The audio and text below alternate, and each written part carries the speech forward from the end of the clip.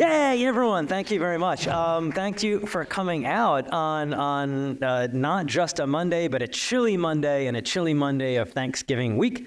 So I'm really, amongst the things we're thankful for is just here at our SIPA Cyber Program is just having just so many great partners and students, and thank you all for coming out.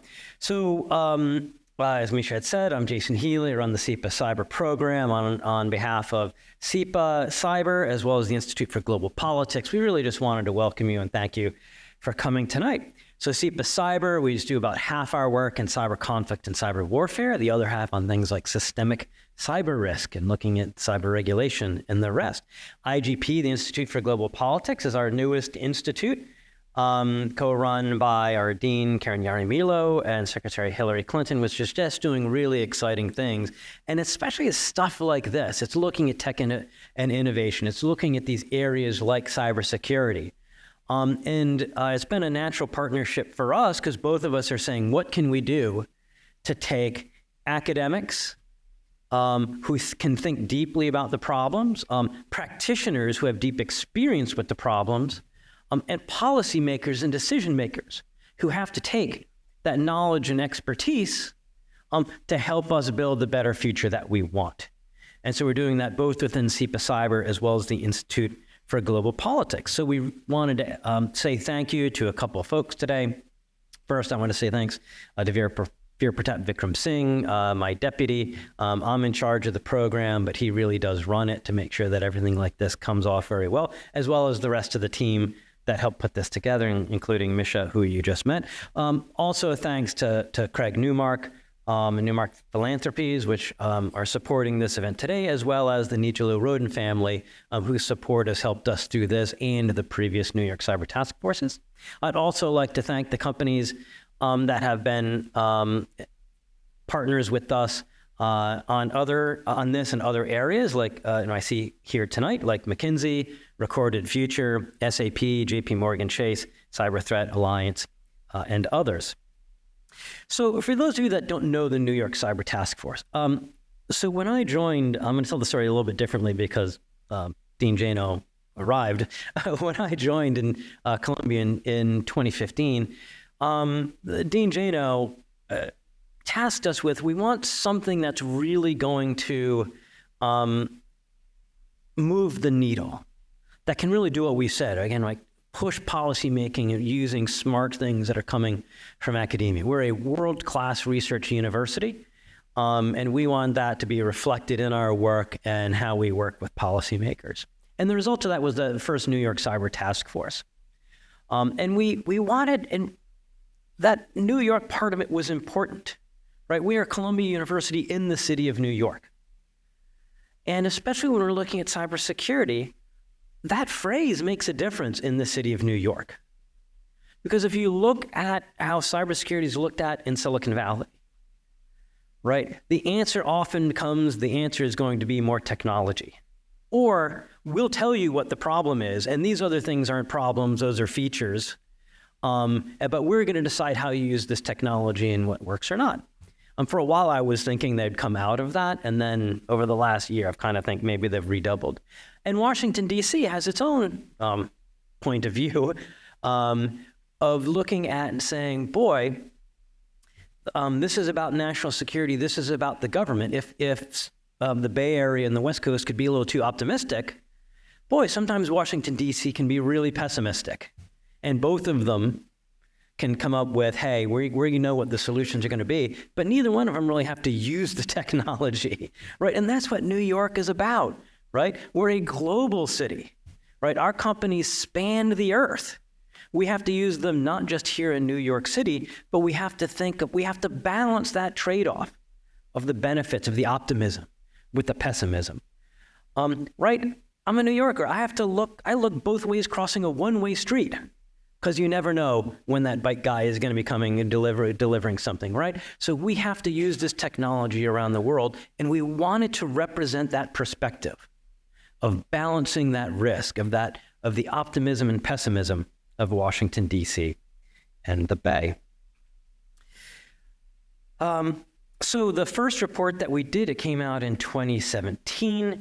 And it was maybe the most influential thing that I've ever been part of. It looked at how we can have a more defensible cyberspace.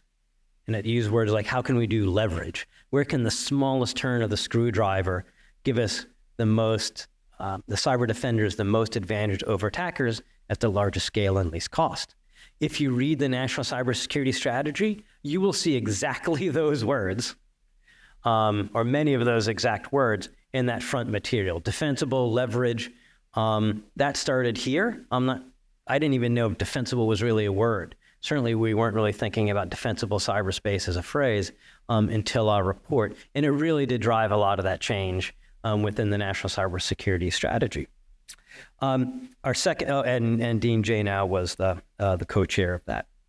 The second report looked at operational collaboration led by Greg Rattray. And one of the people that he briefed most about that as a draft and as a product was Jen Easterly, who subsequently got confirmed as the director of the Cybersecurity and Infrastructure Security Agency. And what do you know, operational collaboration is just a huge impact of what she has been doing there at CISA. So we're really excited tonight to launch the third of our New York Cyber Task Force reports. And to do this, we're really excited to have Colin Ahern joining us tonight in conversation with Professor Erica Lonergan on tenure track here at SIPA to dive into trust. So if the first part was about defensible cyberspace, the second was operational collaboration at scale. The third is what can we do about trust between the public and private sectors? And as you hear from Erica and Colin, how experienced they both are to talk about that. Colin, the Chief Cyber Officer of New York and former, and I'm hoping future adjunct faculty here at SIPA. Following that, we'll have a conversation with myself, Elena Kvochko, the Chief Trust Officer of SAP, global software company, with Michael Daniel, the president of the Cyber Threat Alliance and former and President Obama's cyber coordinator, and Greg Rattray, SIPA adjunct faculty, former White House, and former CISO of JP Morgan Chase. And let me just close before I turn it over to Professor Lonergan and Colin Ahern, is just you'll be seeing more coming from us. We have a very exciting 2024 planned. Not only will we be seeing more writing from us on things like cyber warfare, especially by Professor Lonergan, but also we've got some money for a program I'm informally calling Project NCS, Project National Cybersecurity Strategy. So the White House has put out the new National Cybersecurity Strategy. I helped draft it. It was on detail to ONCD, the Office of the National Cyber Director. So we're going to be starting a cyber regulation lab to start looking and giving more academic focus on cyber regulation. First piece just dropped at Lawfare literally a half an hour ago, looking at cyber regulation. We're also going to be looking at Are We Winning? Was an extension of that first New York Cyber Task Force, which is to dive in and say, okay, if we want cyberspace to be more defensible, how will we know if we're succeeding at that? So exciting things coming over the next year and lots of exciting things coming from IGP. So do be checking in on our website and sign up for the emails. And with that, let me pass it over to Erica and Colin. All right. Well, I'm so glad to see so many colleagues here and friendly faces and also so many students, including many students of mine. So thank you all so much for coming out tonight. I'm really delighted to be here with Colin, who is the inaugural Chief Cyber Officer of the state of New York, which I think is really thematic for the New York Cyber Task Force, which, as Professor Healey mentioned, really aims to take a New York perspective on challenges of cybersecurity and cyber policy. So with that said, Colin, I have a number of questions for you, and then we're going to open it up for some quick Q&A from the audience before we go to our next panel. So Colin, for the past year and a half, you have served as the inaugural Chief Cyber Officer of New York State, a position the governor created in 2022.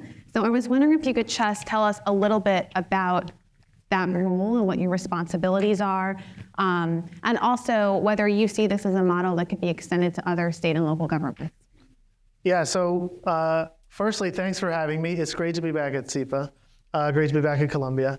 And I think, yes, it is a model for other states. I mean, maybe by way of some small background, kind of as the first chief cyber officer, it's kind of you figure it out, right? So you build the ship, you fly the ship, whatever metaphor you choose. But I basically work across a number of areas to ensure that the governor has the right information to make the right decision at the right time. So number one, I'm the principal cyber advisor to the governor, and her responsibilities are myriad. She's responsible for ensuring critical infrastructure is defended and materially free from threats, including cyber threats across the state. She's responsible for economic and workforce development across the state, runs 130,000 plus organization made up of over 90 agencies and public authorities.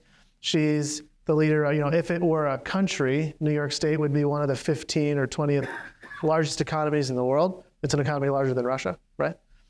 So, significant responsibilities operationally there. Obviously, the state is also a regulator. 2 weeks ago, the New York Department of Financial Services announced the most recent update to the cybersecurity regulations that apply to both the financial services industry and the insurance industry. And really, so the state has a number of regulations. Actually, less than a week ago, 7 days ago exactly, the New York State Department of Health announced the first ever regulations for cybersecurity and cyber resilience for general hospitals, what in the state are called Article 28 facilities, right? So starting to have cyber resilience, not privacy oriented, but cyber resilience, operationally oriented regulations for hospitals. And additionally, providing advice and guidance, communicating to the public. For example, working with the state education department, which is obviously has a board appointed by the state assembly, rolling out over the next several years, computer science for all, which includes as one of the 5 core areas in the curriculum, cybersecurity. So educating, all the way K through 12 over the next several years. New Yorkers around the state will be learning about cybersecurity. Obviously, other states also doing that, but I think it's important to do it at the scale and with our close partners at the state assembly. Yeah, great. I want to pull on a thread that you mentioned about cybersecurity regulation and the recent updates from DFS. And so I think it's interesting because one of the findings we talk about in the New York Cyber Task Force report is how the evolving regulatory landscape may or may not affect how we think about how the government works with the private sector.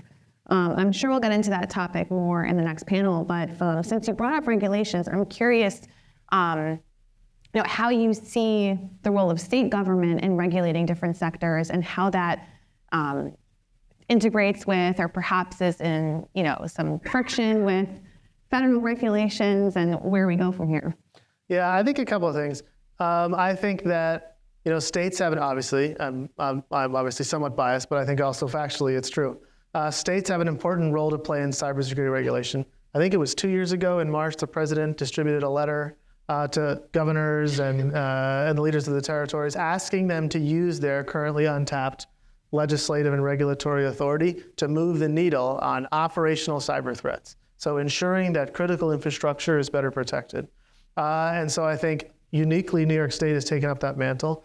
A couple of things in addition to DFS, obviously, again, DFS in 2017 issued one of the first, if not the first, prescriptive cybersecurity regulations, which was then later, modeled and evolved and enhanced and, kind of taken by others, including the FFIEC, the OCC, the alphabet soup of financial services regulators. And so, obviously, within the financial services sector, there's federally chartered banks and state chartered banks. So there's kind of an existing array of regulatory frameworks, which are both work in concert and in tension. And that, in many cases, is the design of the system to give regulatory flexibility to the states where it's appropriate and for the federal government to reserve certain regulations for itself, obviously. And so I think that's kind of one thing. Two, I think that many things are state issues. So for example, take hospitals and healthcare facilities, the commissioner of the Department of Health is empowered by law to take certain actions, and that's true kind of around the 50 states. So if you think about the delivery of healthcare and emergency services, that's in many ways an issue that is a central role to play in the states. One other quick regulatory thing I'd mention, in December of 2022, the governor signed, again, a first for the United States, prescriptive cybersecurity regulations for the energy distribution sector. So again, there's kind of three things in energy. There's generating it, there's transmitting it, and then there's distributing it. Energy generation and transmission in the bulk electric grid is regulated by the federal government, right? There's NERC and PERC and other things. But at the states, within the 50 states, they all have their own energy distribution, public service commissions and other things which regulate those. New York State is the only state whose public service commission can prescriptively regulate cybersecurity. In the same way that we regulate storms and storm preparedness, we had a piece of rulemaking passed in April where our public service commission is now mandating cybersecurity incident response plans for energy distributors with the same force of regulatory oomph that we're regulating storms. So obviously we don't think that that's the end. There's other things to kind of go along with that. But taking cybersecurity seriously, bringing the governor's vision to life, obviously the work of the incredible civil servants at, the Public Service Commission, Department of Health, Department of Finance, I think really she laid down the gauntlet and we're picking it up.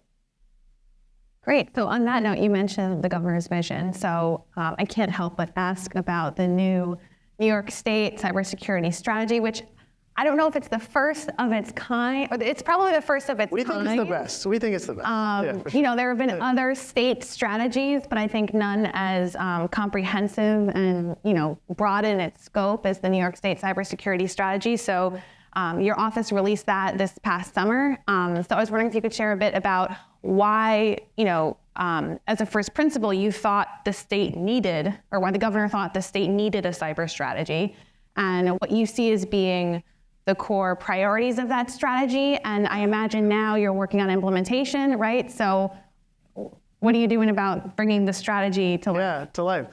So I think, really there are other kind of IT-focused strategies. There's the cybersecurity local grant program mandates the cybersecurity plan. So there's kind of a bunch of, if you're familiar with, there's a variety of federal grants which, mandate certain kinds of documents be produced.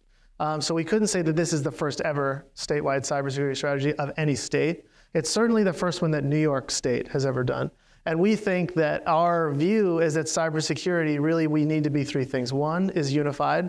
So we need to lay down a vision that our agencies and our stakeholders can make incremental progress against. And really, that's kind of the first thing. So laying out a vision for cybersecurity across the state such that both the agencies, which obviously are responsive to the governor, but also the private sector, nonprofits, community group, that we can all kind of align against one shared vision. Two is prepared. We know that events are going to occur. The adversaries get a vote. And really, the desired reliability of these systems is not 100%. And so really being prepared for not just what to do in an incident response scenario, like do this, then do that in order to cure the event, in order to manage this actual event, but it's also about delivering services. The government is a service provider. The government's a lot of things, but number one, it delivers services to residents, to visitors, to businesses. And so in particular with our agencies that provide services and the other levels of government, local governments, county governments, et cetera, ensuring that they understand that these events are going to occur, but the services must continue. So taking a service-oriented view, a resilience view against the cybersecurity problem. And really, we want to manage the frequency, the magnitude, and the duration of cyber events. We want to make them less likely. We don't believe that any one event is inevitable, but we do believe that, unfortunately, events will occur. So we want to take basic steps, multi-factor authentication, knowing your assets, et cetera, to make events less frequent. Magnitude, we want to have incident response plans. We want to be coordinating operationally across the state such that when the events do occur, they're managed appropriately, minimizing the blast radius, whatever you want to call it. And then duration, by having effective processes to work across stakeholders with the federal government, with private industry, with the information sharing and analysis centers, the ISACs, that we can make those events shorter, more compact in duration. And so in doing those three things, we can ensure that New York State is the most cyber resilient state in the country, and that's really the governor's vision. Great. And so, you mentioned thinking about, the bad actors who keep you up at night. I'm curious whether you could talk a bit about what you see as the most significant threats to the New York State. Is it nation-state actors? Is it criminals? What are you most worried about? Yeah, I think the governor in her strategy really talked about this idea of convergence, and that's what we're seeing. And if you see, if you manage an incident response team, you see, if you're in a security operations center, 5-10 years ago, I see some other gray beards in the audience, guys and gals. 5, 10, 15 years ago, there were 3 kinds of threats that had 3 kinds of targets. You had nation states, foreign military organizations, intelligence agencies that went after highly resourced federal government, military, defense industrial base targets for the purposes of espionage, strategic collection, and holding certain targets at risk. So you had top-tier teams using top-tier tools going after top-tier targets. Now, the other end of the spectrum, you had individually motivated, racially motivated, politically motivated, ideologically motivated, hacktivists, script kiddies, whatever you want to call it, website defacement, simple denial of service, AO hell, whatever you want to call it, a variety of individuals and small groups, anonymous, et cetera, with a goal that was, on the other end of the spectrum. And in the middle, you had criminal groups. You had cyber criminals and others. And really in the past 5, and I think accelerating in the past 3, this idea of there being 3 different kinds of targets is completely false. So you have nation states, which are astroturfing as individuals which are now part of extremely sophisticated ransomware as a service criminal ecosystems. And you have nation states, take for example the North Koreans, actually performing criminal activity, stealing Bitcoin wallets. So the idea that the biggest threat we're seeing is that the system is really set up for these 3 kinds of targets and these 3 kinds of threats. Whereas in reality and nowadays, and I think people they feel this, that it's, the targets are becoming more opportunistic and the threats are becoming, unfortunately, more democratized. It's much easier now. You can Google tools 10, 15 years ago, you needed security clearances to have.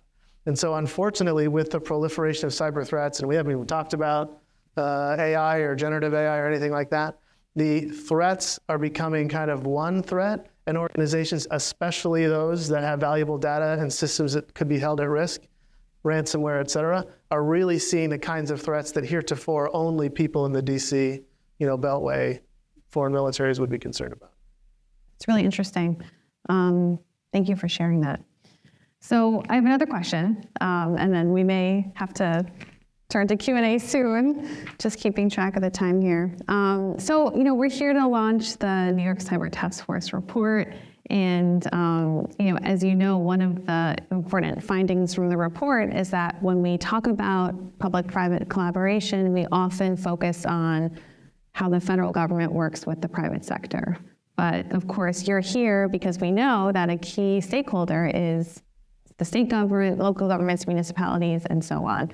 And so I'm wondering, given your current role as the Chief Cyber Officer of New York State, as well as your past experience at New York City Cyber Command, what do you see as some of the major gaps and challenges in, how we think about this sort of trilateral relationship between the federal government, state and local governments, and industry? And maybe could you share a little bit about how you actually work with these different stakeholders in practice, and what you see as the most impactful way we can kind of remediate whatever gaps might exist? Yeah, I think a couple of things come to mind.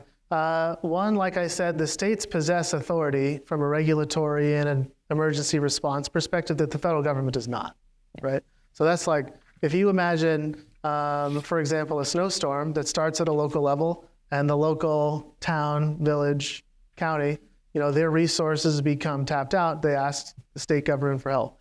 The state government has certain other resources, mutual assistance, et cetera, brings other resources to bear. And if the state finds itself also in a situation where it needs additional resources, can ask other states via other bilateral and trilateral and other relationships, and the federal government for other things.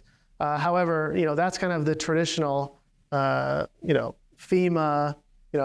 the incident command system, this kind of process, which has, I think, been very, very successful historically in managing large-scale events, not even cyber events.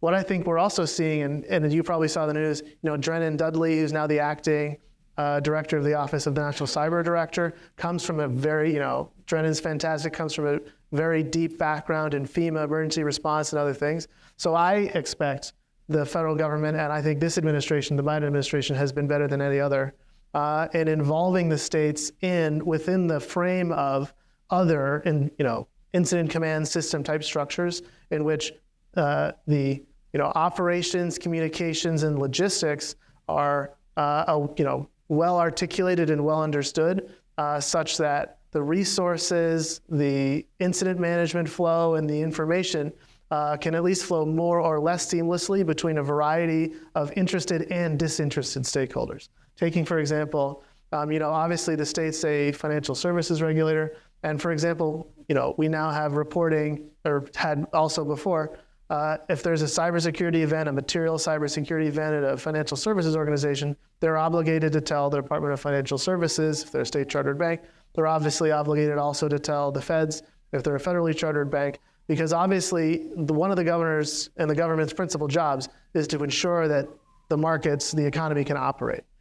So one of the things that is definitely, and the market is a product of both, local control, like cops on the street, firemen in the firehouse, et cetera, but also the regulations within the state that make that economy function, and obviously the overarching role of the federal government.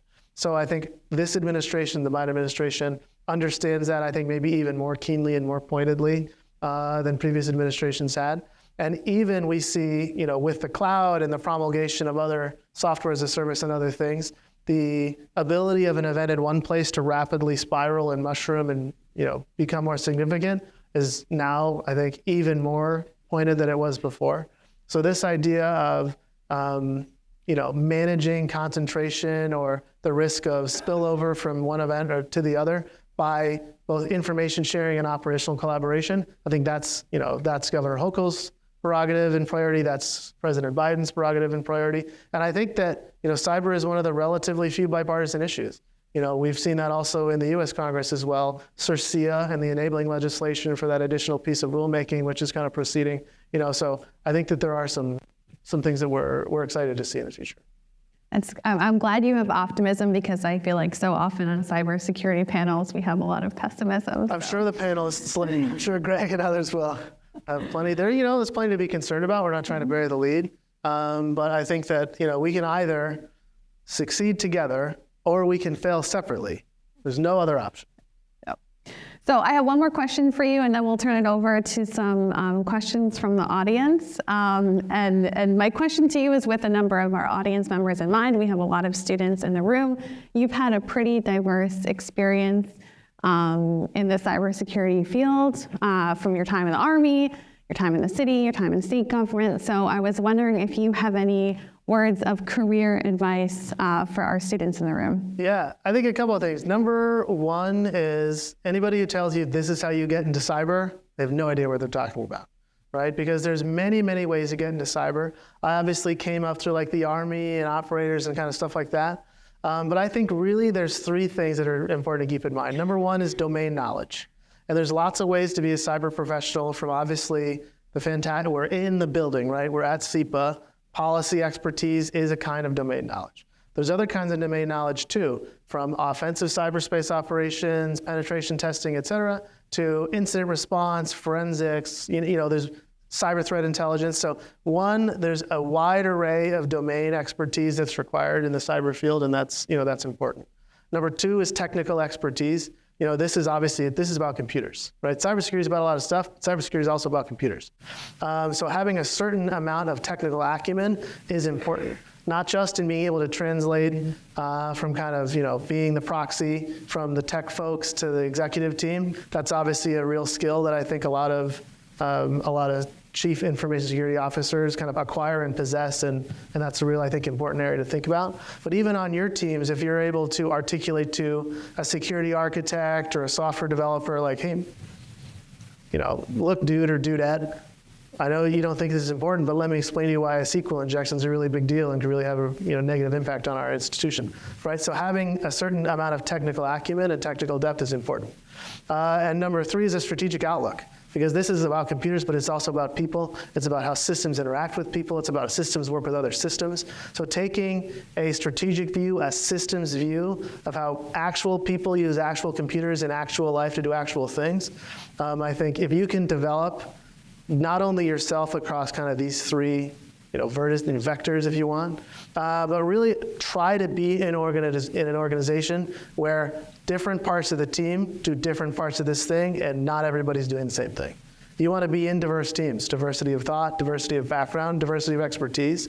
Not everyone is going to be, equally good at all three of these things, so you need to surround yourself with people you can learn from, because obviously the technology gets better every day. The bad guys and gals around the world get better every day. So you need to constantly be asking yourself, how can I be evolving myself? How can I be evolving my organization? And I think if you do those three things, you will never want for work. Excellent advice. All right, so with that, let me see if there are any questions from the audience. And please, Olivia, you have the mic. We have one right over here. If you could just introduce yourself before you ask your question, that would be great. My name is Benson Neethapudi, SIPA alumni, and currently I work in state and local government consulting, doing cyber engagements for like county agencies, state agencies. A recurring theme we often see in terms of like smaller counties is governance. Like there's county agency CIO, there is like county CIO. How do they? What is the common like policy? Like who controls? That is a challenge we often see. And the new statewide cyber strategy, which New York State put out, that is a fantastic initiative, like in addressing some of that. I'm familiar with all the 5 strategic pillars, but in your opinion, like in terms of the short-term goals, where does the implementation focus, and how can like private sector support that? Yeah, I think a couple of things. One, I think that the most important thing is obviously in terms of strategy, implementation, execution, ensuring that the shared cybersecurity services that the governor announced at the strategy, for example, a statewide program, all 57 upstate counties are eligible for endpoint cloud-based endpoint detection and response software. As the governor announced, when the strategy announced, nearly every single eligible county and over 55,000 systems across the state have been protected in slightly over 1 year. So it's, there's no secret. It's a shoe leather problem. You got to go spend a lot of time in the car, go to a lot of board of supervisors. But really, I think people need to, take a hold of these services that actually, for us policy wonks, Executive Law 2B in the state provides the commissioner of the Division of Homeland Security and Emergency Services the ability to offer opt-in value-added services to county and local governments for the purposes of managing covered emergencies, of which cyber is one of them. So we have a variety of services that counties and local governments can take advantage of. There's hotline 1-844-OCT-CIRT, that they can use to report cyber events. The statewide cyber incident response team provides assessments, provides digital forensics to covered entities. Additionally, the governor announced in the budget last year, she's building within the state's cyber incident response team and the Office of Counterterrorism a specialized industrial control system cybersecurity assessment team to really take a close look at critical infrastructure, because that's important. So really take advantage of the services that not just the state provides, but also the federal government provides. If you're a defense industrial-based entity, there's a National Security Agency program, Morgan Adamski and the Cybersecurity Collaboration Center, fantastic. There's obviously the Cybersecurity Infrastructure Security Agency, state and local cybersecurity grant program that's going to be rolling out over the next several months. CISA actually announced, I think it might have been like today or yesterday, they're making a really significant push on offering really enterprise-grade services to the suite, across their suite, not just cyber hygiene, kind of the traditional CISA toolkit, but I think they're coming up with a lot of other powerful tools in the next several weeks, months, and probably years. So take advantage of the incredible resources that, like I said, both the state provides, but also the federal government and CISA and others are providing us. So I think that's where I'd start. Great. So a question in the back.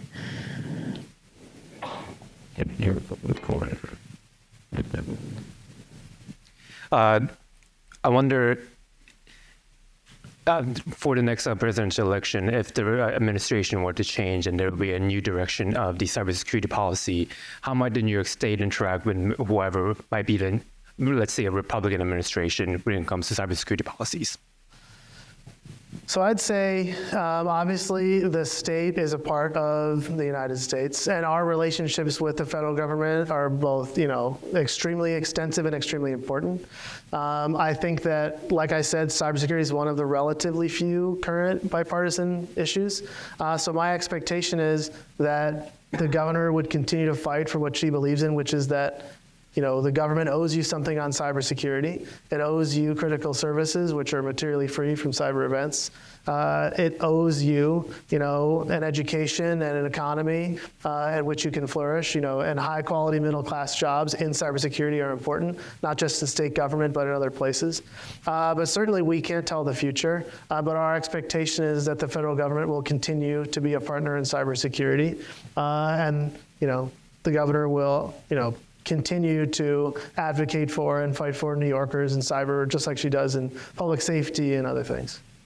I think we have time for one more question. Seamus.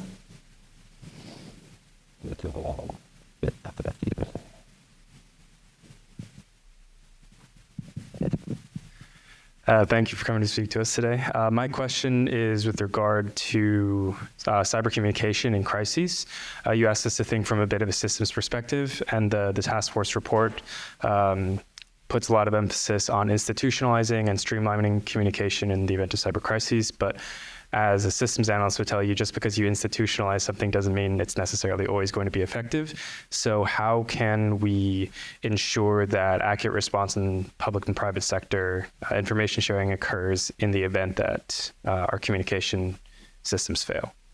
I have 3 answers. 1 is training, 2 is training, 3 is training. So actually in February of this year, the governor hosted the first ever cybersecurity tabletop exercise. I was there, Jackie Bray, the commissioner of Homeland Security, was there. The adjutant general, Major General Ray Shields was there, other, kind of leaders across the state.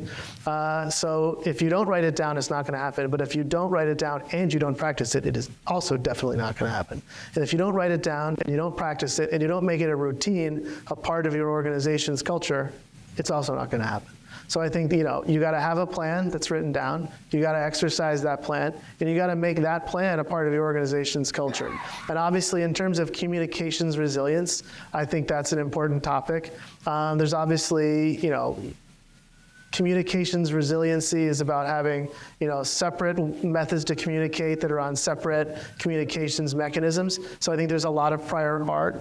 For example, the Division of Homeland Security has an Office of Communications and Integrations, OCIE. And so that organization provides communications resilience to critical infrastructure entities around the state and has deployed, in the event of, water main going out and power outages across the state. So the state has a robust capability, not only with the National Guard and the systems of communications that they possess, but also has made a significant investment. Obviously, New York made a very significant investment in communications resilience in the wake of 9/11. So I do think that you never know, obviously, until the event occurs, but I think that by having plans, by exercising them, and by continuing to focus on them as an organization, as a leader, I think that's definitely something. Great. Well, Colin, thank you so much for having me here and sharing your thoughts with us. And really such a rich and deep conversation. So I hope you'll all join me in thanking Colin. And I'll turn it over back to Misha to introduce our next panel. Thank you, Erica, and thank you, Colin, for your great chat. That was very insightful as to what the state is doing. Our next panel here, I'll hand this over to Professor Healey again to go with the next panel, but there are, just before that, there are some additional copies at the back. If anyone wants to pick them up, please feel free to do so.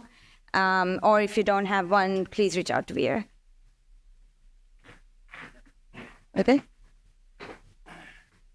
Okay, then I'll hand it over to Jay again to great. get to the panel. Thanks. We're waiting to get our. We need the mics, and so I don't know where the. While we're getting mic'd up, let me start doing the introductions here. We'll stay down here until we get the mics in. So as I had started doing the introduction of the team here. We're going to start by getting comments from Elena Kvochko, who's been involved since the very first New York Cyber Task Force that we did, and we've just been thrilled. I first met Elena, I think, when she was still at World Economic Forum several years ago, where she had been a thought leader, and it's really great. So you can imagine why, if we're doing a report on trust, having the chief trust officer of one of the most important global software companies in the world is really important to have. So we're going to start out the conversation with Elena. We'll then go to Michael Daniel. It's interesting. Colin had mentioned that Drennan Dudley is going to be the new is the acting national cyber director, and in cyber, a lot of folks are going to say who, because we didn't know Drennan because she had been a Senate appropriator, right? And that means within Washington D.C., everybody knew who she was, because she could make sure the money was flowing to point A and point B. And Michael Daniel is exactly the same, right? He came in, he had to learn, he was learning cyber through his time at the Office of Management and Budget, and coming in and learning what all the programs were, what they did, how they all fit together, and how much they cost. So that was his initial superpower of understanding how the money flowed and how that matched people's priorities. After he left the White House, being the President Obama's cyber coordinator for, I think, 6 years, if I'm getting that. 4.5 years. Rounded up. Harris even year. He was able to found he founded the Cyber Threat Alliance, which I'm not, if you're not familiar with the Cyber Threat Alliance, it's absolutely fab. The amount of information sharing that happens. I was the vice chairman of the FSISAC. I kind of thought I knew the scale and what you might accomplish out of information sharing. And then I saw what the Cyber Threat Alliance is able to do at scale with the cybersecurity companies. We'll finish with Greg Rattray, who is, it had been Major Rattray and Captain Healey 25 years ago at the Pentagon, helping set up some of the very first cyber organizations and policies within the United States military. Since then, he's done pretty well for himself, too. He was a colonel and commanded some of the very first squadrons and groups that did this in the Air Force.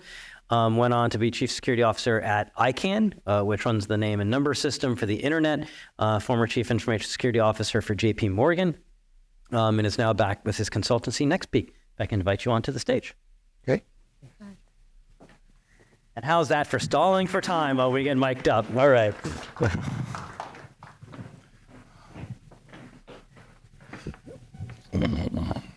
Check one. Okay. Okay, great. And as I had mentioned, we'll start with you, Elena. So we all think we know something about trust, but you actually have it in your title. So you've been involved in the report. So I'm really curious, and this is a 20-minute answer, so we're going to have to tailor this, right? But what does trust mean to you? Mm-hmm. And having read the report and been involved in it, right? How do we scale? How can we improve that trust with the private sector and with the government? Absolutely. Well, Jay, thank you very much for the introduction and for the credits that you gave to us as well. I actually remember being part of the very first meeting of the New York Cyber Task Force years ago with Greg and Michael and many others in the room. So it's just amazing to see the tremendous progress that was done and really the scale and the depth of the thought leadership efforts that were put in place. So congratulations to all of us and everybody who's going to benefit from it. I am also the first inaugural Chief Trust Officer for SAP. Is it a common role? It is becoming more common. Okay, good. No, yes. so you were early on the state. Okay, yep. Yes. So it's now my 4th year in the role. When I started, we estimated that about 10% of Fortune 500 companies had a Chief Trust Officer role, mainly tech companies, some financial services. We actually did a research study with MIT earlier this year, and we now believe that's about 19% of them have instituted a chief trust officer role. And somebody actually told me before the meeting that there are almost 300 titles just that can be found on LinkedIn. So Manish, thank you for the information. We won't look it up. We'll trust you.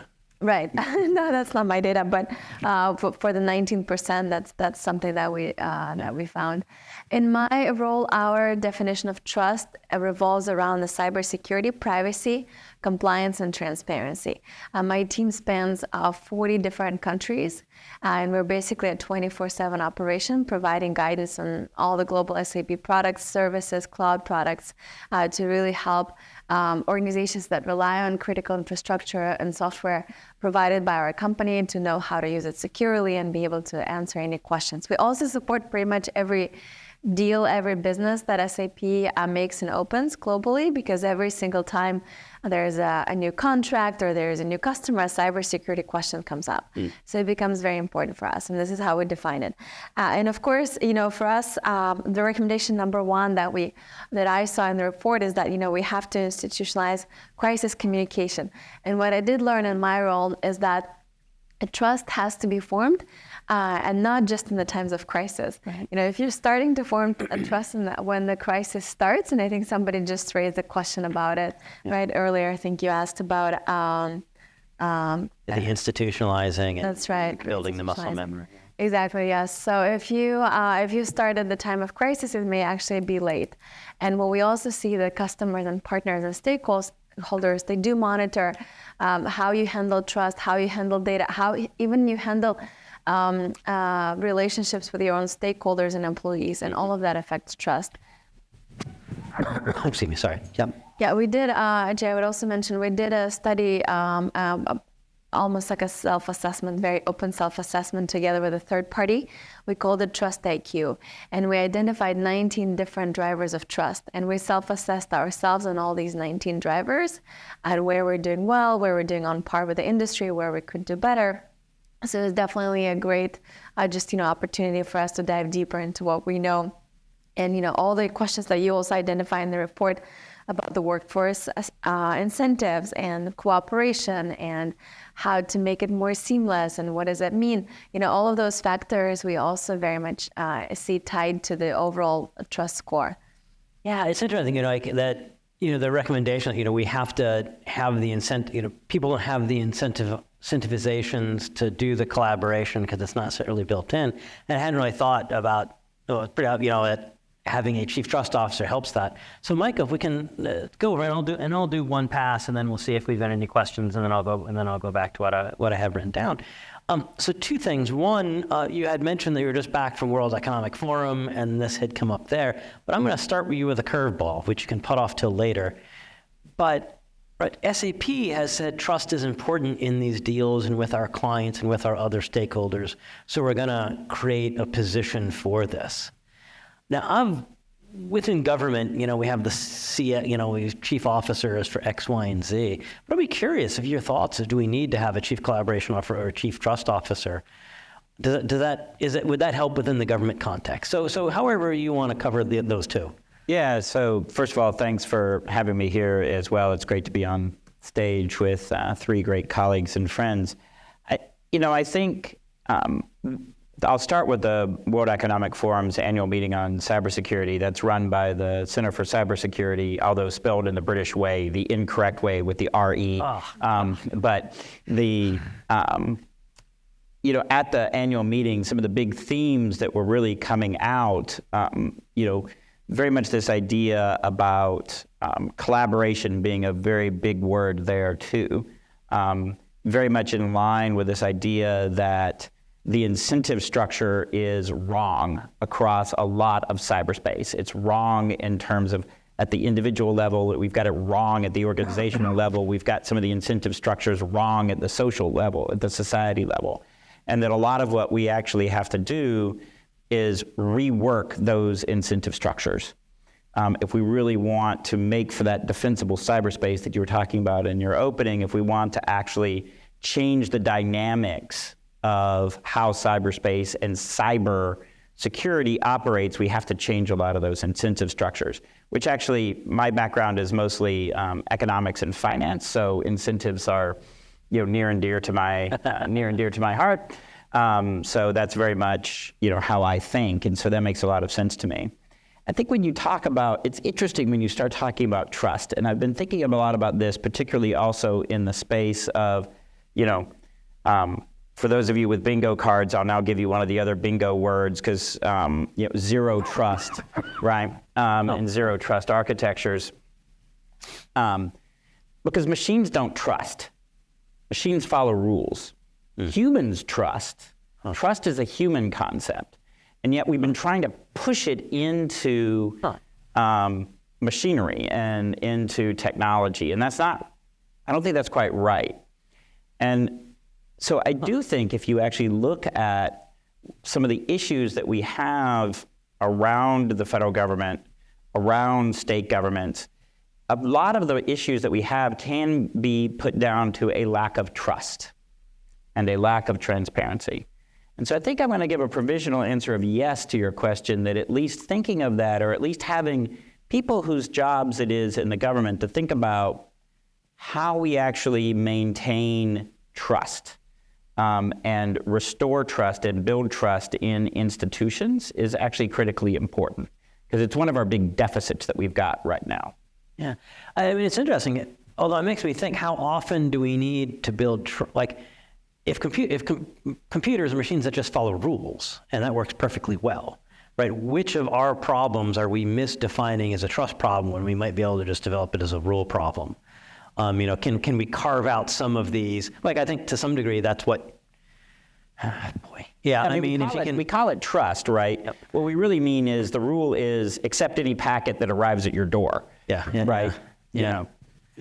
But, I think it is, Jay, to the notion that where Michael headed with this is we prefer not to have to deal with trust and collaboration. We would prefer that the machines would do it. Right. And then we thought firewalls would get us there 20 years ago, and then we thought intrusion detection systems and blocking would get us there. Now it's zero trust.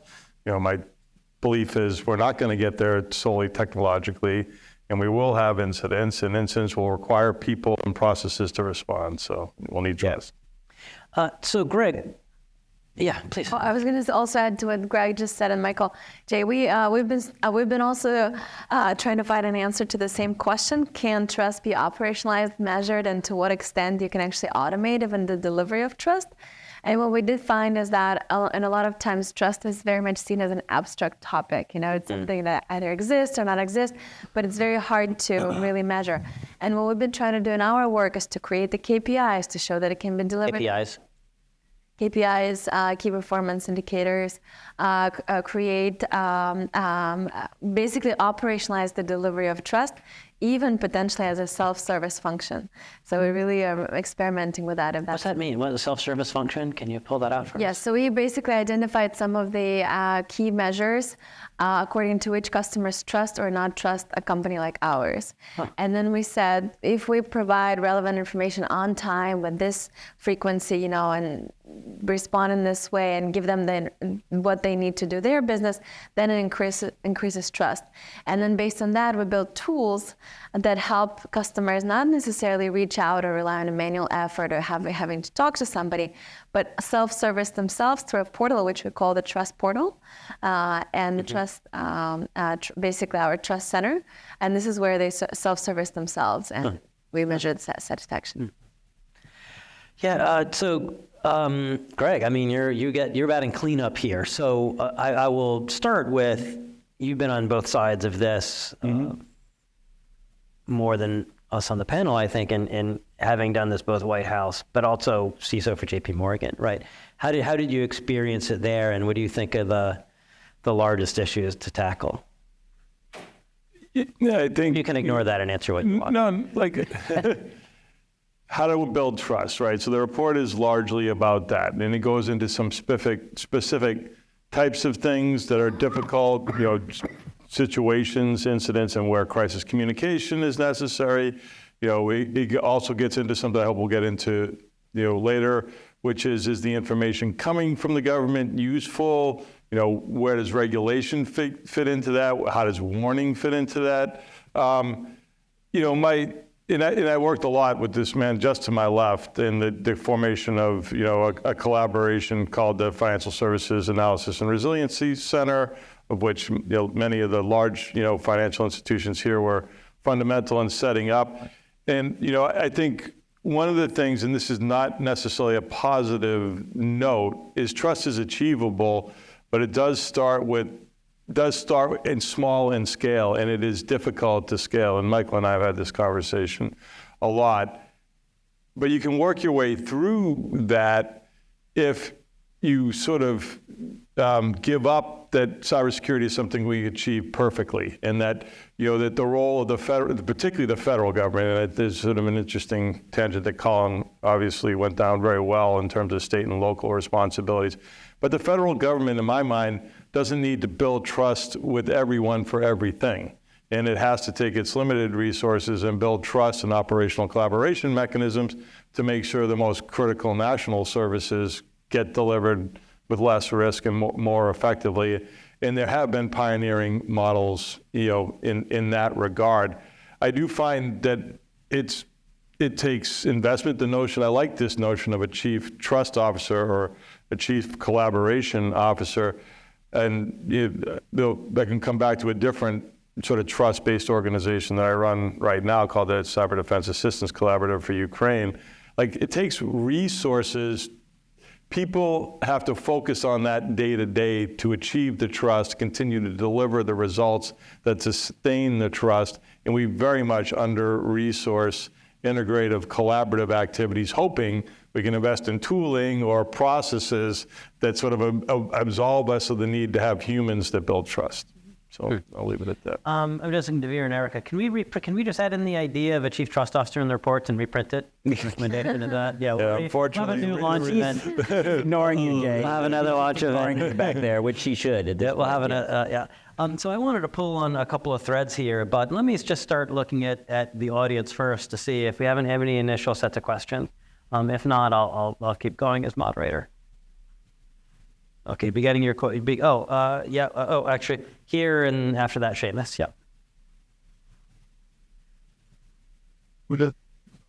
Sure. I'm Mobeen. I'm a SIPA alum. I do work in state legislatures and oversee cybersecurity legislation for a state. When you're saying trust, is it I'm trying to truly understand it. Is it organizational trust? You want different entities within your organizational structure to trust each other, or are you for companies it's customer, for governments, for us if voters are coming every 4 years or 2 years voting for us, that's trust, right? So what's so I'd like to do it this way. If you can, I might go 1, 2, 3. What does trust mean specifically in your company? Because I think you've got the most. And then Greg, maybe trust in the report, right? How we were talking about it and hearing what particularly you wanted to make sure we solved. And Michael, you can choose in between, right? Either how this works for CTA or how maybe CTA has gotten through trust issues that you might have found difficult to do as a government. Elena? Yeah. I'll answer your question. So for us, it's of 4 components. As I mentioned, it's cybersecurity, privacy, compliance, and transparency. Oh, wow. That's very straightforward. Okay. And so trust is that your customers, stakeholders, investors see that you are typically will do the right thing, will dependably make choices that have their interests in mind across those areas. Well, that too, Jay. Primarily, we're focused on resiliency, security, compliance, and privacy of the products. Mm-hmm. So what we say in the contracts, what we say the products do, and SAP is part of national and critical infrastructure in some countries, and serves critical functions, that they will do. That's our focus. Okay, so if they say we'll do X, Y, and Z, you can believe us that they do these things. Okay, great, thank you. I love how compartmented that is. That's beautiful. As you thanks, Elena, for extending the answer a little bit so I could think through my answer. What I think the report does when it comes to what is trust is it is trying to remove barriers to doing better. Like almost all of the examples of things where we need trust is improvement in sort of operational outcomes. And I think, so therefore I really think what in that is between organizations is also very much between individuals, right? And I think a lot of the recommendations are policy focused, which are how do you create, again, incentives that remove some of the current barriers to the government or the private sector trusting each other. Again, I have found in many instances that the best way to grow trust is from the ground up and get teams of operators working together and realizing that most of the things that cause differences between organizations are rule-based, issues, not the fact that the people on the teams, especially in cybersecurity, where everybody's generally headed in the right direction. So I guess, the answer is for the report, it's about identifying where, the lack of trust causes impediments and then trying to make recommendations. And particularly between public and private sectors. Particularly between public and private sectors. And, one of the things that, before I make answers, that really strikes me about these answers is, and I was thinking about it during Elena's, I was thinking about reputation. And boy, that is a great tie to the Institute of Global Politics and Karen Yarimilo, the dean, because she's in that area of political psychology and thinking about reputation, right? Part of trust and reputation is that people will see you as reliable for doing what you say, or if you say something, you're going to do it, or if you said something, you did something that they know is going to happen. Now, for us in Institute of Global Politics and Political Psychology, right, in the works of Bob Jervis, who really pushed a lot in this, that was about, if a statesman says, if you don't do that, I won't punish you, but if you do it, there's punishment coming. And you had to have a reputation for each side of that. If I say I'm going to partner with you, that we will be there and stand by you. And it's interesting, I hadn't thought until now about that overlap between the institute, the work that we do here on political psychology.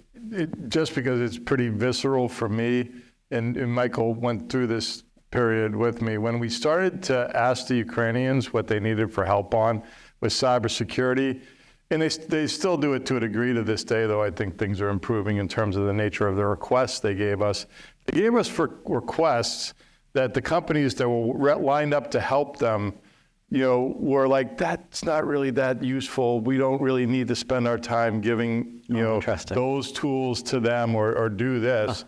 And, I established a principle in collaboration with all the companies who've given a lot and done a lot. And I said, I really think we have to give them whatever they ask for as fast as we can get them, give it to them, because they're making choices about how they spend their time. And this is in the early days of the conflict. Wow. And we need to give them, they need to trust that if they ask for something, they'll get it, right? Like that's where that started. So we just immediately tried to quickly as possible give them whatever they wanted, and that engendered, the requests were kind of anemic initially, but even over a course of a few months, that sort of trust building meant that more and more requests came in. We had more and more dialogue about what sort of things that we thought they could use more usefully than the things that they were asking for. But we had to start with where you just started, like building a reputation that this new organization would actually do something if they asked for it.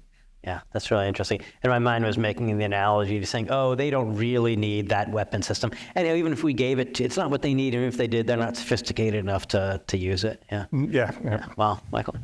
Yeah, so I think, trust, it's an interesting thing. So within the Cyber Threat Alliance, we're a membership association, and our members are competitors. Right, it's Fortinet and Palo Alto and Symantec and Checkpoint and Sophos and all these companies that are competitors. So if you want them to actually work together, they've got to trust that certain rules are going to be followed. So that, if you give a report that is about to come out and share it within the confines of the alliance, you have to trust that the other members are not going to take that report and try to scoop you, right? We've now done that 1,000 times. Wow. And so we've shown that you can do that inside this group of competitors. And that builds trust. That didn't happen instantly. I think the other component of trust is it takes time. And that's really annoying in this world of like instant gratification, because we want like trust instantaneously. It just doesn't work that way. Humans aren't wired that way. And so we have to actually spend the time and the resources. I was also thinking about your CDAC example there too. That runs completely antithetical to the entire culture of the cybersecurity and larger tech industry, which is, I could define it as part of the bro culture of I know better than you, right? Sure.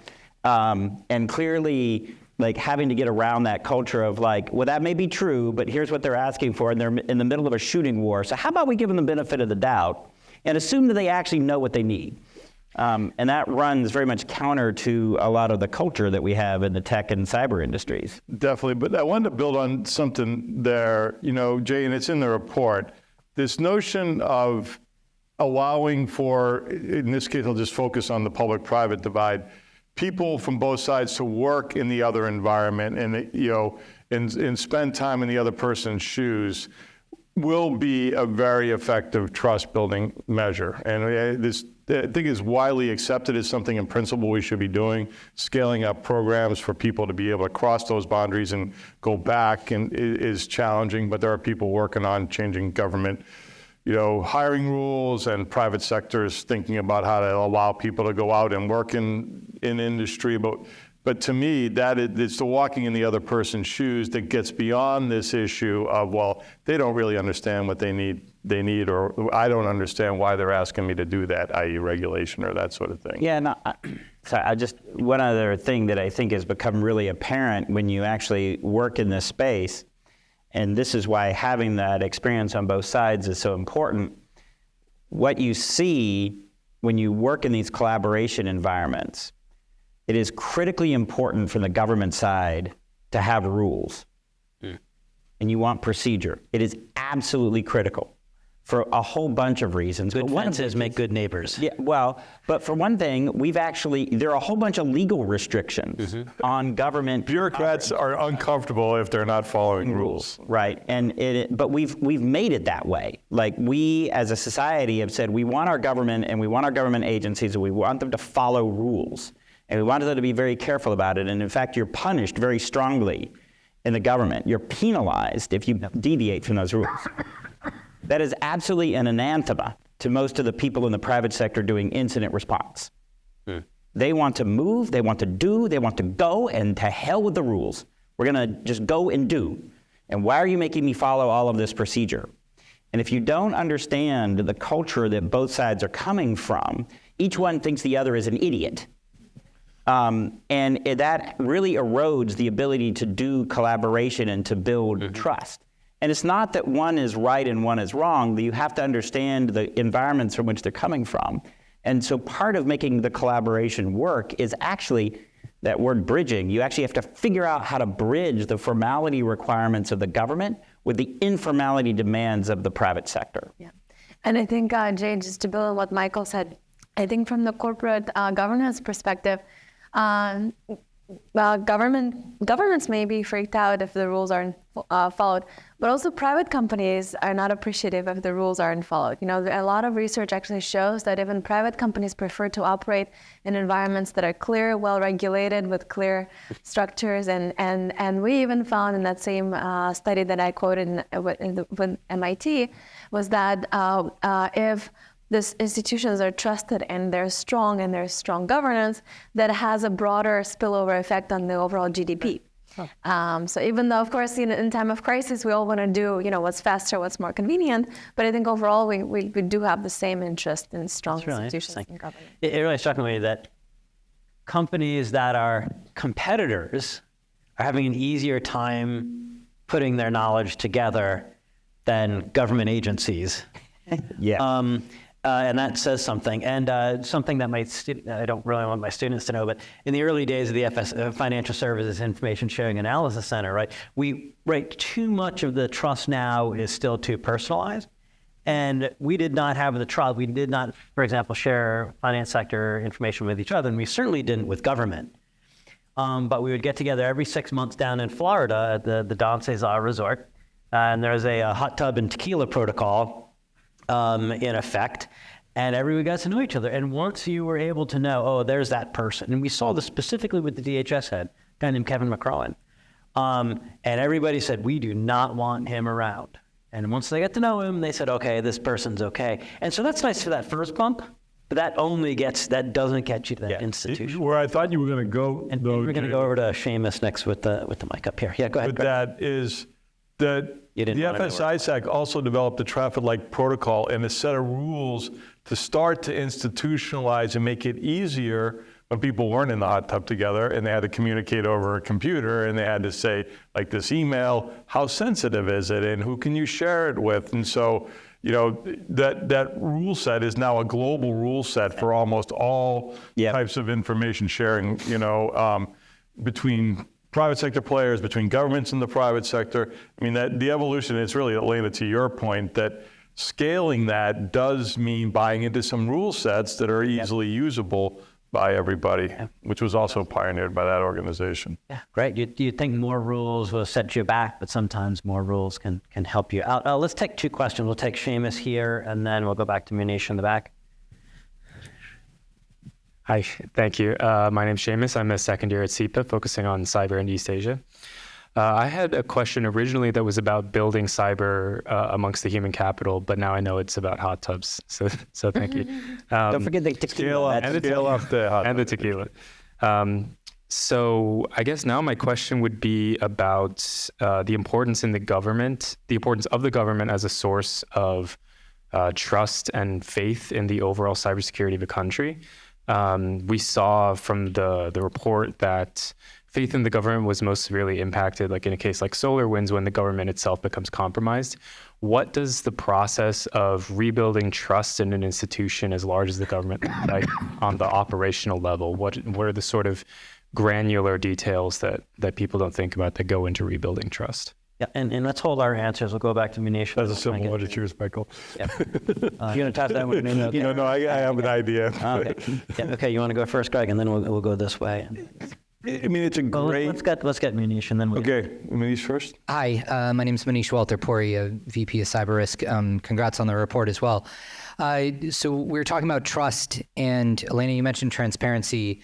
Michael, you started by talking about trust being between humans. I think a lot about the people that I trust or that one trusts, and you can get things done quickly.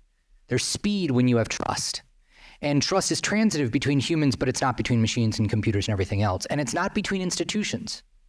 Trust is not transitive. You have to have contracts. You have to have a relationship. I work more on supply chain issues now, and this is a huge problem. You can trust your first tier. You can't trust your second tier.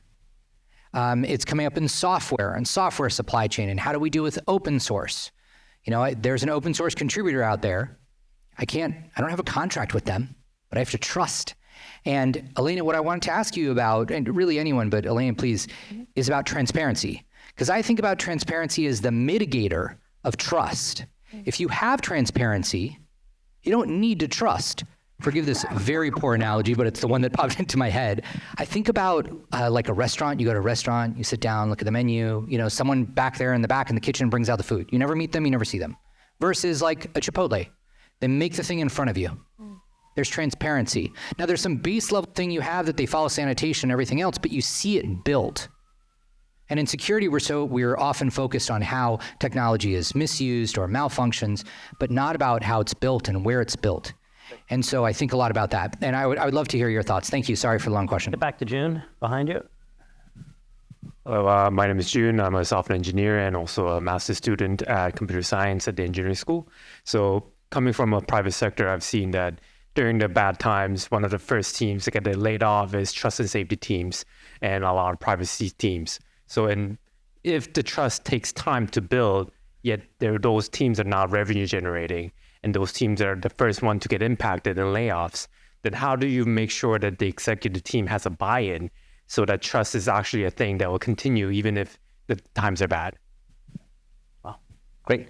I think let's start with the first one. I see Greg, you was welcoming on that. Yeah, I mean, one thing just sort of leapt to my mind, and it's pretty easy to say, it's a lot harder to deliver, but I think to build the trust in sort of cyber response. And it was going to be when Jay gave us some questions, which none of which he asked, that it was about regulation and whether regulation could be a positive force. The only way I see that occurring is, if the government delivers quickly like operational outcomes and value through the collaboration, right? Then it naturally builds trust. The focus, and I laud Jen Easterly and CISA and not just the JCDC, but that organization is focused on giving companies things that they can use to do better on their own cybersecurity. And I think that's one of the ways, and I think she understands that as a trust building thing too, and that scales. If she gives more, that organization does more for more private sector players, they're going to go back to that organization to get more. So that's how I would do it, right? Yeah, and it struck me to the point that Elena brought up earlier, but also to Colin, right? A lot of times the companies will say, well, don't regulate us. You treat us like as a partner and we can work together.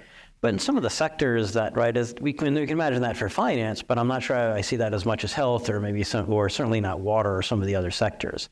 So I imagine there's some kind of trade-off between the regulation maybe hurts your collaboration in some areas, but in others, there's probably less of a trade-off. Well, do you think the SEC guidance, this SEC there's a couple of SEC things going on, but the new reporting regulations in particular? No, Tim Brown and Joe Sullivan, I actually am not in a good position to comment on that. Yep. Well, I think from that regulatory standpoint, right, again, some of it is about establishing those rules like Elena was talking about and one of our biggest problems, right, that we have, one of the ways that the incentives are not structured properly is we actually don't know what standard you're being held to, right? If you're a company, like what is good cybersecurity? And this leads us to where we've got all these issues and mistrust and like whether or not the regulators are going to take an action and then take a punitive action in response because companies don't know where the rules are. And so to some degree, if you actually define that better, if you define what the standard of care is, what are the minimum cybersecurity requirements, then for a given sector, right, or a given size company in a given sector, then it's going to be much clearer whether or not you've actually been adhering to those standards.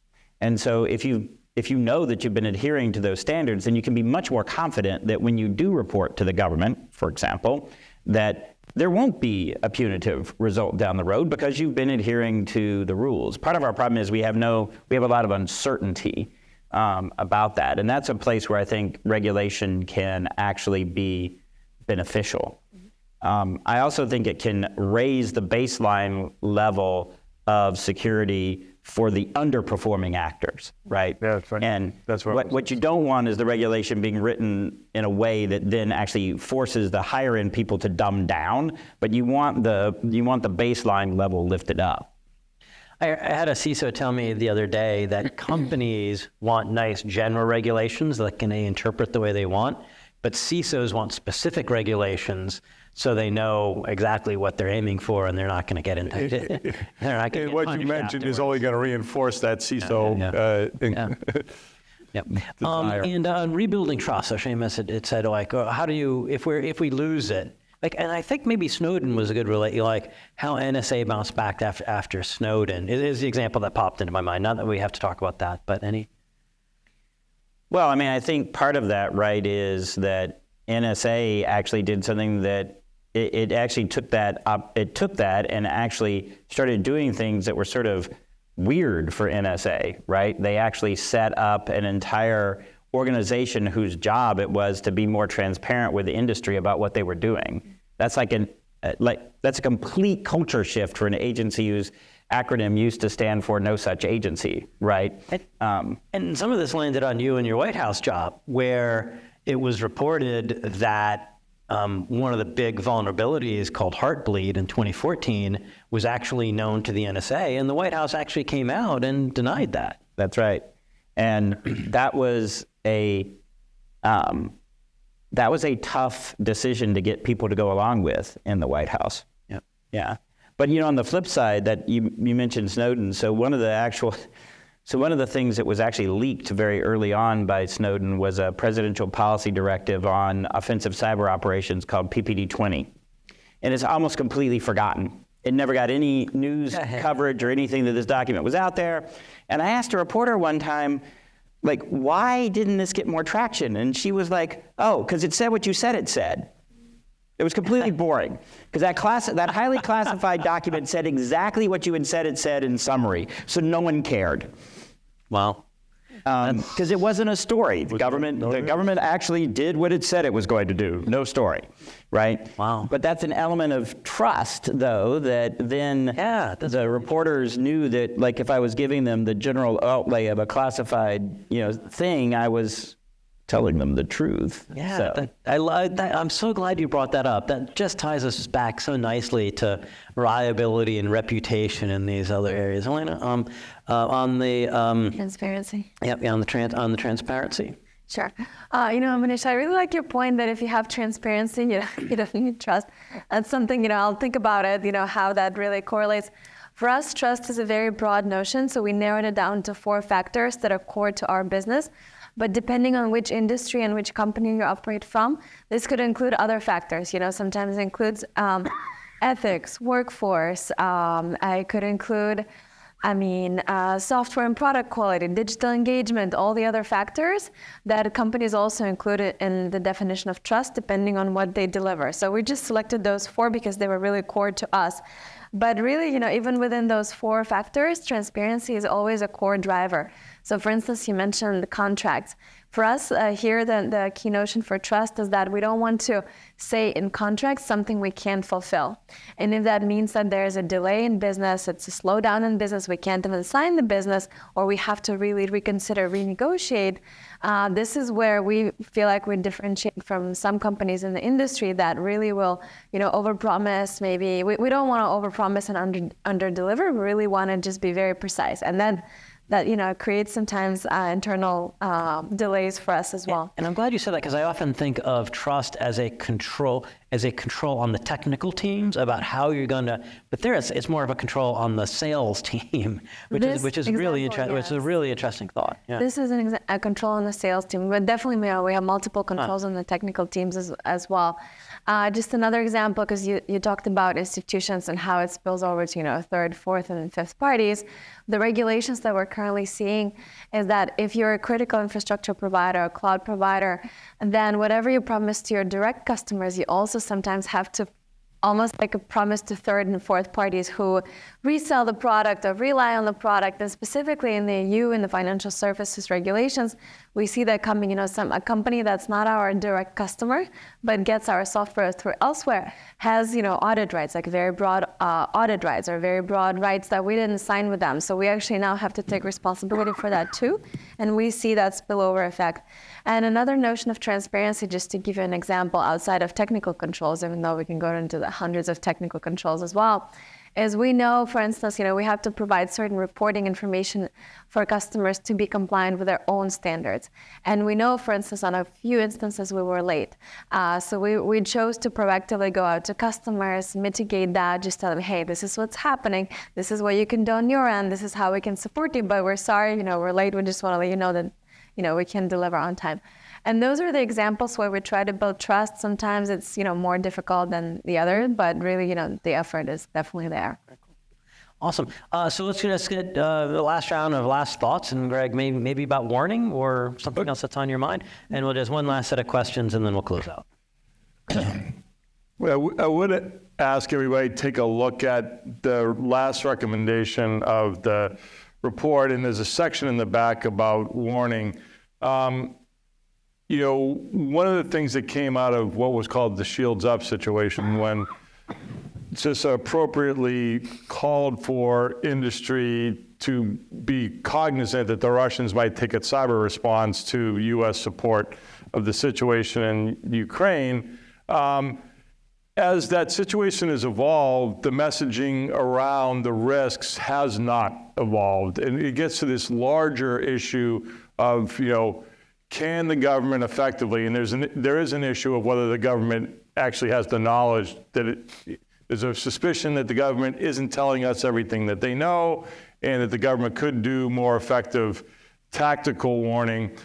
I think the issue, and it's one of the reasons we set up the FSARC, is actually the private sector needs to help drive the government to go look for the things that could then warn us about threats more often, the midterm and far distance. But the notion of a warning system in cyber and the government being able to be more predictive, or at least focus us on the right risk reduction efforts, I think is an important one. It's been something that I worked on a lot, and I'm glad it's in the report.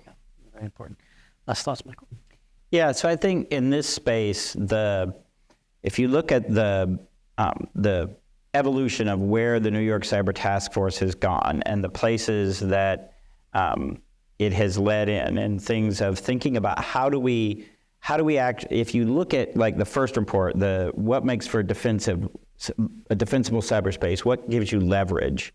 Well, that eventually becomes this idea of reallocating the cybersecurity burden, right? That shows up in our national cybersecurity strategy, because you want to go to the places that have the most leverage to have the greatest impact across the ecosystem. If you look at then the move towards this idea of actually bringing together, public agencies, private sector agencies, NGOs, nonprofits like the one I run, and then how do you actually coordinate and synchronize those activities in space and time so that you actually start to have the largest impact that you want on the adversaries, to actually impose the costs on them that we need to. And then you combine that with now this report talking about building trust, and actually how do you take that concept of operational collaboration and make it work in practice. All of this is actually leading to this change dynamic in our cybersecurity thinking and in how we are structured.